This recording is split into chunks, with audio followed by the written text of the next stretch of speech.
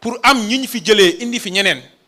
ñooñu bu ñu naree ñëw reproduire les mêmes pratiques est-ce que jaroon na nit ñi di dee pour ñoom. mënoon nañu bàyyi dëkk bi autogéré wu avec les mêmes fonctionnaires et les mêmes administrations parce que nag inspecteur du trésor yi fi nekkoon ca jamono Abdoulaye Wade ca jamono Macky Sall ci jamono président Bassirou Diomaye Faye ak premier ministre Ousmane Sonko kenn gënu leen xam yan règle nañuy jaar pour exécuter les opérations de recettes et de dépenses pour l'État, gérer quotidiennement la trésorerie de l'État, émettre ay obligations du trésor. ñi fi nekk inspecteur des impôts ci jamono yëpp amul acteur politique xanaa nga nekk inspecteur des impôts ko ñoom bu leen gën a xam yan règle nañuy def pour déterminer assiette taux ak mode de recouvrement impôt. ñi fi nekk ay magistrats ci 1960 ba léegi amul acteur politique bu leen gën a xam naka nañuy def ba appliquer texte de loi bu ñu déférer seen kanam ay litige mais bu ñu askan wi di rayante pour am ñu ñu fi jëlee pour am ñu ñu fi teg mooy nit ñi rupture nañuy xaar. Pastef mën na pêcher fépp ba mu des ci li mu digaaleeg sénégalais yi mu def ko loolu nag c'est la jeunesse qui doit être cette force pour veiller à la traduction fidèle du projet tel que cela a été présenté aux Sénégalais et à la jeunesse du pays. Parce que comme ni ma ko waxee ñoom ñoo payé le plus lourd tribut dañoo joxe seen ndaw dañoo sacrifier seen temps ñenn ñi sax dañoo sacrifier seen carrière wala seen jàng joxe seen bakkan joxe seen liberté joxe lépp pour ñun ñu falu waa Pastef kon bu ñu yegsee premier rôle si ñun mooy li président Ousmane Sonko doon wax ne Pastef mooy opposition Pastef mooy fexe ba li ñu waxante woon ak sénégalais yi ñu fexe ba veiller à ce que ku nekk ne sa morom na nga wàcc na nga taxaw ci loolu. Ngagne Demba directeur u SOMISEN la bis buy gérer ci secteur extractif bi d'une façon boo xam ne bokkul ak li Pastef waxoon parce que Pastef dafa waxoon nañ am souveraineté sur nos ressources naturelles. Babacar Ndiaye en tant que élu en tant que député war na taxaw joxañ dut baaraam ne Ngagne Demba yoon bi nga jël nii du yoonu projet bi te loolu amul kenn si ñun ko war a protéger moromam te lu dul ne dëgg la koy def donte nag am na loo xam ne ñun ñoo ko war a waxtaanee harmoniser balaa ñuy génn ci biti am loo xam ne waxu biir la am loo xam ne waxu biti la waaye li askan wi moom askan wee ko moom loolu lu am solo la pour ñu koy xam kon cette veille patriotique doit demeurer et elle doit être entière xam nga lu tax waxoon naa ko Kër Massar il y a quelques mois fii ak quelques mois bu ñu demee jàkkaarloowaat ak sénégalais yi ci élection locale wala fii ak ñaar ba ñetti année bu ñu demee jàkkaarloo ak sénégalais élection présidentielle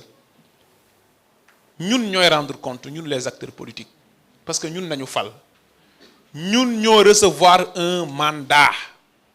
maanaam ñu dénk ñu nañu dañ leen a yónni te da ngeen ñëw rendre compte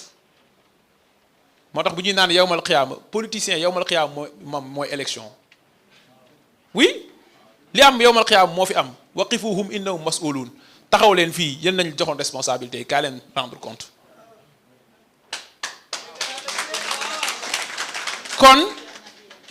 Pastef dafa am devoiru bañ a cuubu bu ñu cuubu de te bañ a cuubu nag mooy lan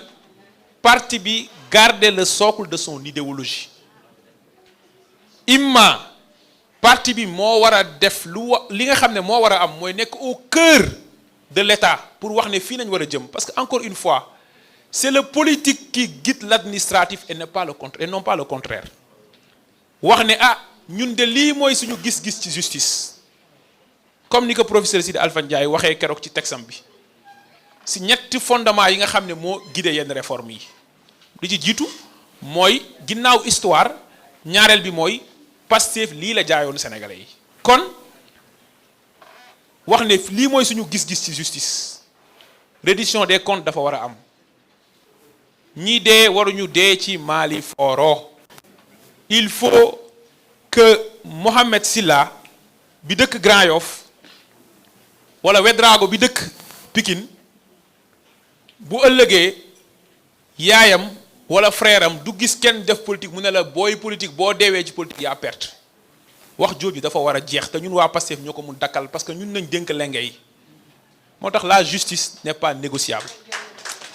c'est pas négociable kon ñun ñoo mën a wax sur les politiques économiques fii nañ war a jëm parce que lii mooy suñu gis-gis loolu nag mooy wa imma noonu la war a demee wa imma lépp loo xamante ne bokkul ak li Pastef woote woon Pastef dina wax ne lii bokkul ak li ma woote woon parce que nag sénégalais yi dañ ñu wóolu dénk ñu te ñu war a nag inaugurer une nouvelle ère de faire de la politique mooy politique boo xam ne nekk ci pouvoir du la tere wax dëgg moo waral le premier ministre Ousmane Sonko ne man Ousmane Sonko poste premier ministre tënkuma c'est important loolu nag mooy lu bees lu ñu war a indiwaat ci politique kon bi jiitu ci lan nañ war a def pour transformer la force de cette jeunesse en force de construction nationale mooy li fi nekkoon baaxul dañoo war a tabax munoo tabax lu bees ak ay ouvrier yi tabaxoon lu màbboon te baaxul munoo def cuisine bu bees avec de la vieille marmite munoo jël ay recettes yu yàgg bëgg ko appliquer ba pare ne da nga bëgg ay résultats yu bees mënul nekk kon bu ñu nee dañu bëgg a tabax nation bi la force de cette jeunesse là doit être d'abord un levier ou un facteur buy tax ñu mën a nag ne lii nañ waxante woon wala lii ngeen waxante woon ak ñun na ngeen fexe ba nekk ci loolu mooy li jiitu ñaareel bi mooy cette jeunesse dafa war a nekk un moteur de changement des mentalités pour une nouvelle conception de faire de la politique fi nag damay taxaw ci lu am solo on est combien de militants à Pastef on est des dizaines de milliers au moins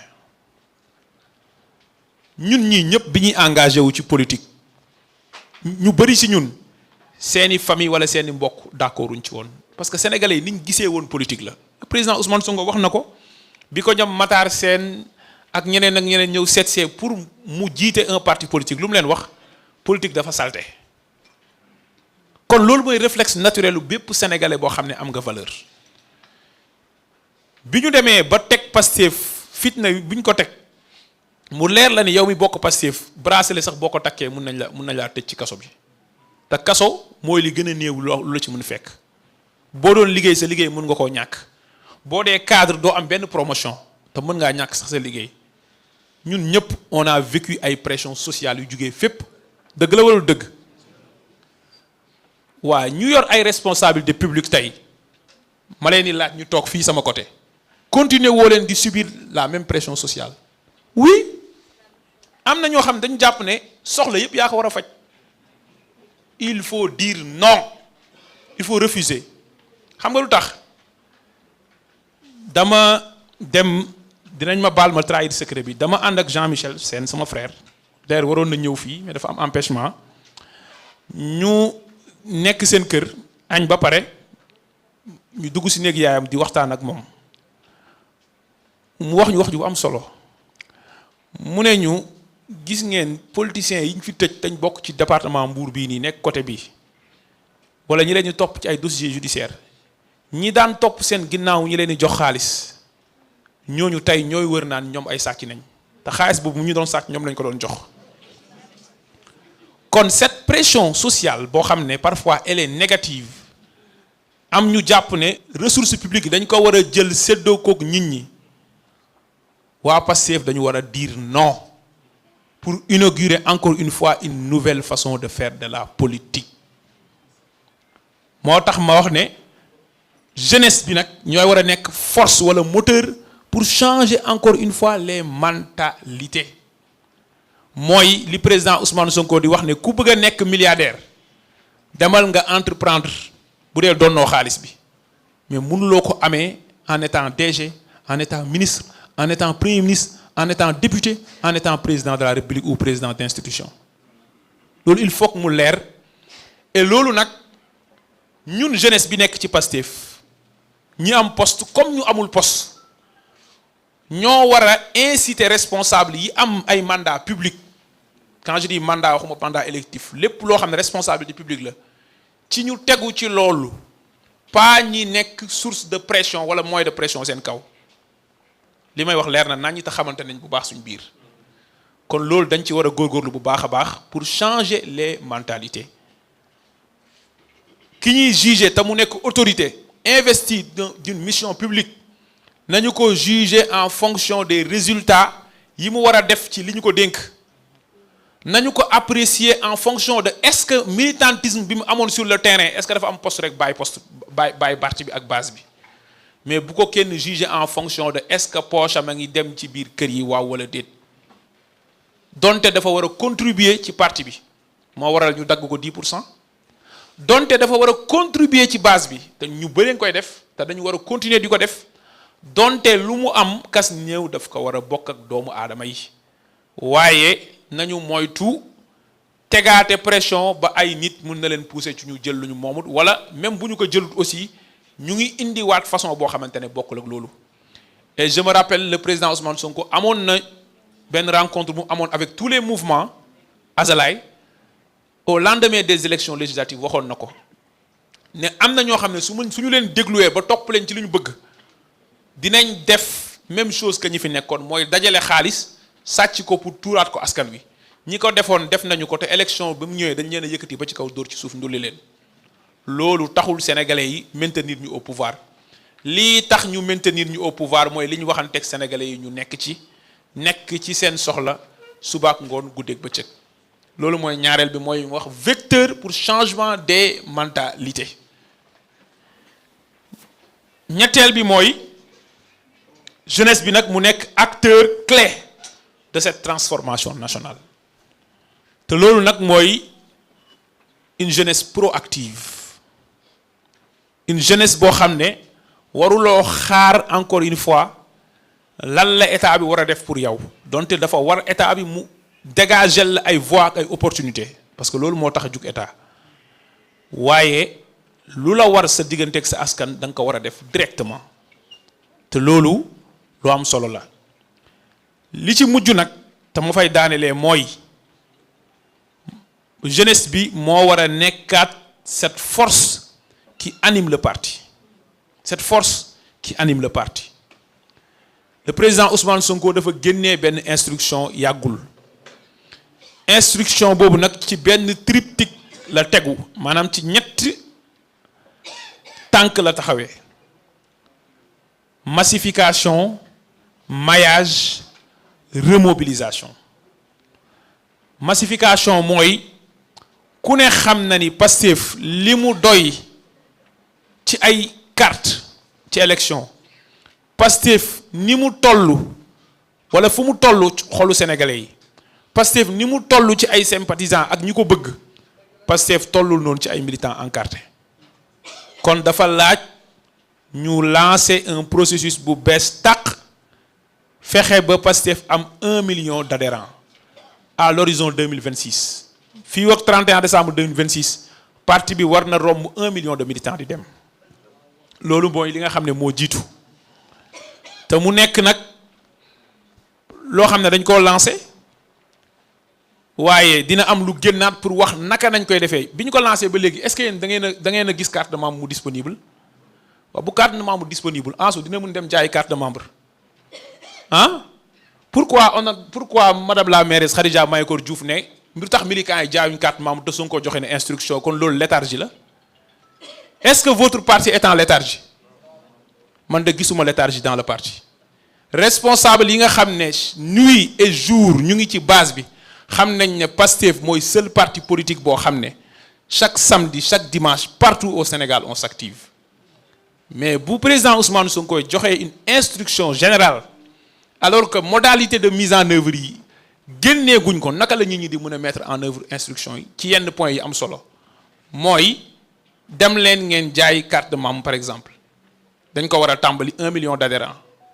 mais bu carte de membre disponible gul ñu war ko imprimer par carte de membre balaa ñu koy jaay dañ ko imprimer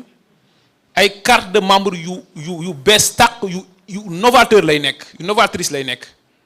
loolu processus bu digitalisé la boo xamante ne xarale la boo xam ne bu génnee di ngeen xam ne Pastef bokkul ak benn parti politique ci Sénégal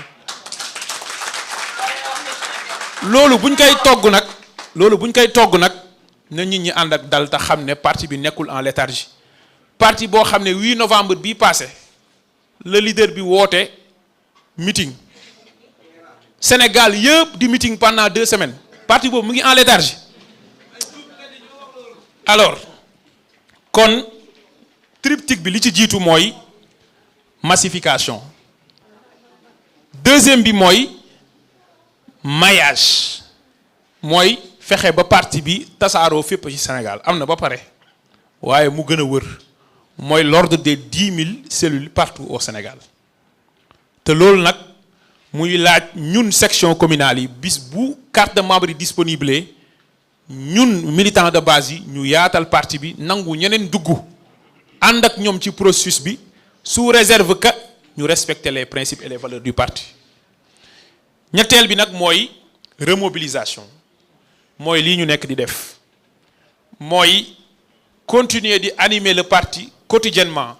avec les activités politiques porte à porte visite de proximité débat conférence politique panel meeting showcase waaye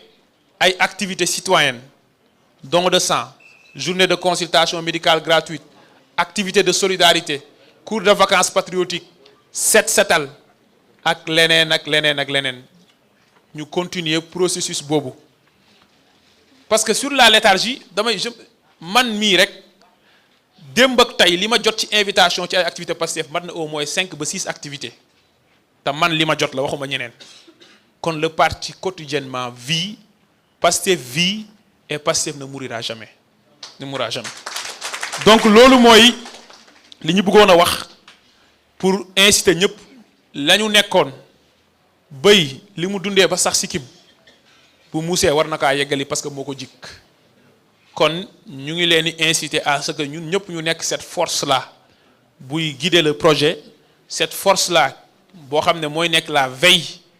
pour la traduction fidèle aussi du projet tel que cela a été présenté aux Sénégalais continuer à animer quotidiennement le parti di féliciter ñëpp di rafetlu taxawaayu ñëpp di leen wax ne ensemble incha allah nous allons transformer ce pays wasalaamualeykum wa rahmatullahi wa barakatuh. Félicitations, merci beaucoup. Je vous demande d'applaudir très fort Ngagne Demba Touré pour son exposé. li mu wax am na solo te lim fi waxtaanee mooy benn ci ponk yi mooy naka la ñuy soppee li nga xam ni mooy doole ndaw ñi yëngu ci ginnaaw ak ci kanamu Sonko ak Pastef